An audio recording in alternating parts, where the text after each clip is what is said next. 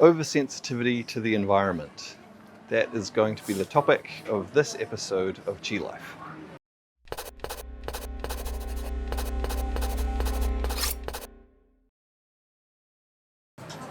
Alright, so I am out in a pretty busy environment today. So there's going to be things like people going past on scooters and other people just generally walking past. There's going to be some noises and sounds. Hopefully it's not too distracting. But I thought this was a pretty appropriate sort of environment to record this vlog because it's easily the type of environment where, people could become oversensitive to it and it could really distract them and throw them off. Now, sensitivity, that was a loud one. Sensitivity is a wonderful thing. It allows us to be aware of things and aware of more detail within things. But when we become oversensitive, we allow that to go beyond awareness and then start to let things affect us too much in ways that can be detrimental to us.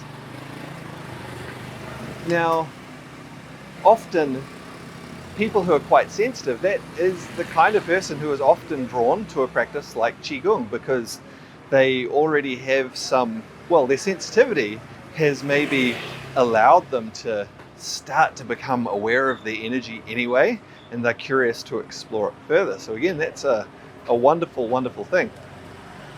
But sometimes something that can happen when a person who's already quite sensitive starts to work with a practice like Qigong is they find that because, probably a little bit too loud just there, because they're already quite sensitive, and then within their Qigong practice, they focus specifically on developing more awareness of subtle things relating to their energy, relating to the way their body works, relating to their mind, that they become even more sensitive. And that can be a little bit concerning for them sometimes because, they might have already struggled a bit with their sensitivity. It's like, how can I cope when I've just got all of this input, the sensory input, and I'm responding to it? What do I do? Well, the good thing is that Qigong, as well as developing sensitivity, also tends to develop our resilience as well. So our ability to not be affected too much by the things that are around us. And this tends to develop naturally from many different practices that just with time we become more resilient. But for someone who already has a tendency to be quite sensitive, the way, you could say the way they're wired, and a lot of this really, it's not that there's anything necessarily physically different within them, but the way that they have developed habits tends them towards just more sensitive, and maybe not towards that development of resilience. And so for people like that, it's helpful for them to be able to direct their attention directly towards how their Qigong practice can develop resilience. So not rely on it just happening naturally, but tuning the mind in to understand the process so that they can help that to occur more effectively. It's one of those things we've talked about a number of times in different videos on this vlog, that where our attention goes, our energy flows. And so subtle little things about how we think about a practice can often quite significantly affect the result of that practice.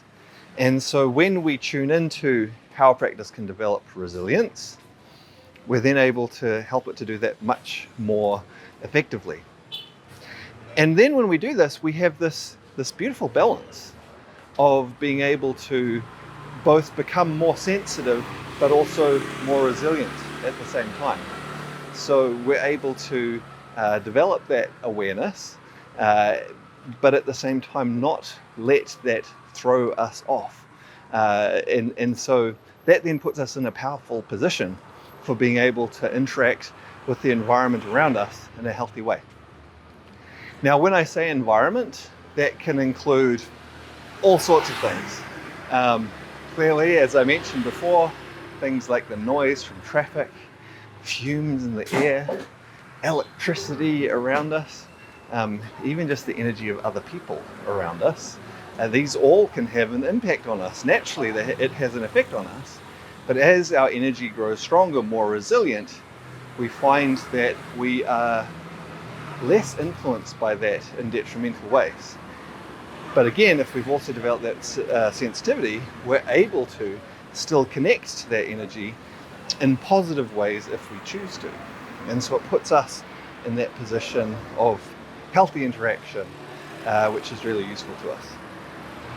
So, how do our Qigong practices help us to develop resilience? And which practices in particular are particularly good for that? A few things to do with our Qigong practices help us to develop resilience.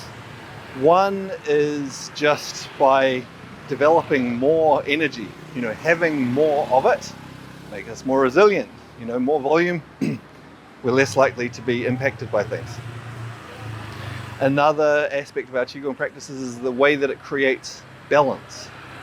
If you're not very balanced, or out of balance, or close to out of balance, it's very easy to push and tip you further out of balance, right? Whereas if you're really well balanced, it's much harder for things to push you out of balance. So yeah, quite simply, the balancing effect of Qigong helps us to be more resilient. There's some specific things relating to Qigong as well that leads to this resilience. And a big part of this relates to the development of our energy field. The whole idea of an energy field can seem a bit weird, a bit strange to people who aren't maybe used to working with Qigong or other related things relating to the energy. It's like, oh, that's sort of a next level concept, but it's not really, not when we understand it. Whenever energy moves, it creates a field around it. So whenever you have an electrical current, it creates a magnetic field around it. Whenever you have something that's hot, it creates a field of warmth around it. It doesn't just stay put in there. Whenever there's physical movement, it creates a field of vibration around it. So naturally, whenever energy moves, it's sending energy into the space around it and creating a field. And that is true of us as well. We all naturally have energy flowing inside us all the time. At a very basic physical level, we do have physical movement inside us, blood circulating, organs pumping, that sort of thing. This leads to some extent to our vibration, our overall vibration. But as well as that, we have electrical activity. The electrical currents flowing through our nervous system, all the electrical activity within the individual cells. This creates a magnetic field around us. We, of course, produce heat. All of our cells are burning fuel to create energy, and part of this, it creates heat, and that creates a field of warmth around us. And all of this combines together, possibly with some other things as well. We don't necessarily understand every little part of our energy, but all of this combines together into our Qi, our living energy, and naturally, as that moves, this creates a field of energy around us. It's quite a natural process. And so as our energy, just strengthens again, that creates more resilience, but then specifically, not just having more of it, but having it circulate and move more strongly in balanced ways, this then strengthens this field of energy around us. And that field of energy has dual roles, and this ties very much in with what I've been talking about in relationship to both sensitivity and resilience. Because our energy field, as it gets stronger, it often expands, it gets bigger, and then through that energy field, we're actually able to connect to and interact in more subtle ways with everything around us, with the plants I just walked past, with other people, whatever it is, we're now connecting to them through a stronger, larger field. And so this develops our sensitivity. The other side of this is that as our energy field gets bigger, expands, gets stronger, it can also act as a buffer between us and the things around us. So we get both at the same time, sensitivity and a type of protection or buffering. So when there's some energy around us, whether it be the noise of the traffic, whether it be some magnetic fields coming off the electrical currents and the power lines, whatever it is, whether it be the energy of another person, before it gets all the way into my body and affect me, at the deep layers of my energy, it has to find its way through my energy field. And if my energy field is strong, that can filter and protect and keep out some of the energy that's undesirable. When we understand this, we can then again turn our focus towards the parts of our practice and the process of allowing this to not just develop sensitivity, but also develop resilience. So for example, just back to the energy field itself, if we allow our energy field to expand right out really big, but it's not very dense, it's not going to filter very well, it's not going to buffer very well, we'll be really sensitive, we'll notice lots of stuff, but energy will just be able to pass through it really easily, and it'll affect us a lot.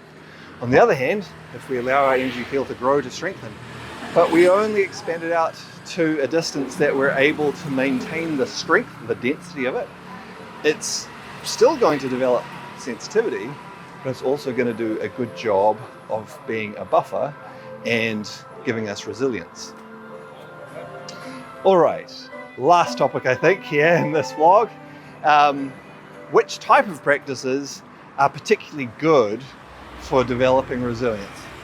Well, again, any practice that balances our energy overall to some degree is going to tend to give us resilience over time because it makes us more balanced. Hopefully as a result of that, it's also going to strengthen our energy flow. That's all going to help. There are some particularly strong practices that make our energy really strong and dynamic that definitely, work on that strengthening part a lot. So the type of practices that we work with in the Inner Fire Qigong program that we teach at Long White Cloud Qigong, these ones are really relevant to that. We do some quite dynamic breath work, inner fire breath work, that really activates the energy, makes it strong, and as part of that, makes it strong within the body, but then also radiates it out into our field. That's pretty good. The wild animal play, really dynamic, creates strong flows of energy. Again, this is going to strengthen our energy overall. That's going to tend to lead to resilience. And then, a really obvious one, the Iron Shirt Qigong, that creates a lot of physical resilience. It also strengthens our energy and makes that resilient too. So these are some of the ones that, people might sort of quite quickly or directly point to, like, that's going to make your energy strong, really vibrant, that's going to be good for resilience. And it's true. Lots of other more gentle Qigong practices also specifically develop resilience as well.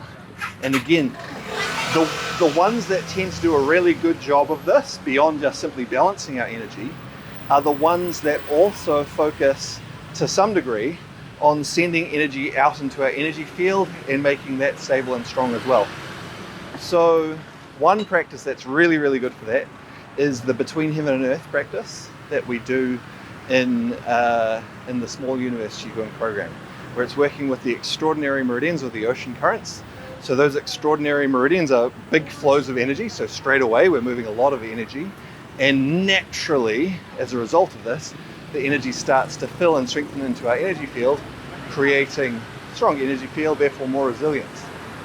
Another practice that does this quite well is actually the Qigong Walking practices. These are quite simple, quite gentle, and there's a whole series of them that activate the energy flow and balance it in a variety of ways.